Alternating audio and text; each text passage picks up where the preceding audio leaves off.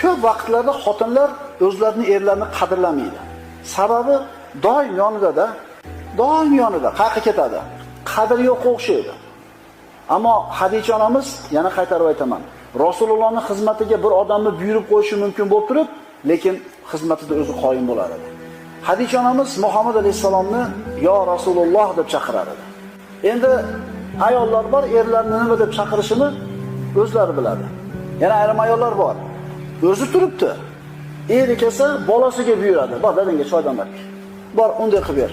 Bor, kiyimini olib qo'y. O'zi turibdi. O'zi xizmatini qilsa bo'ladi. Ammo nima deydi? Nima qilib qo'yganman deydi? Tug'ib qo'yganman deydi. Katta qilib qo'yganman deydi. Ayol kishi yoshi qancha bo'lishidan qat'iy nazar o'zini kuyovining xizmatini qilishligi ayol kishining vazifasi. Va bu narsa ayol kishini qadrini oshiradi. Erini oldida ham, odamlarda oldida.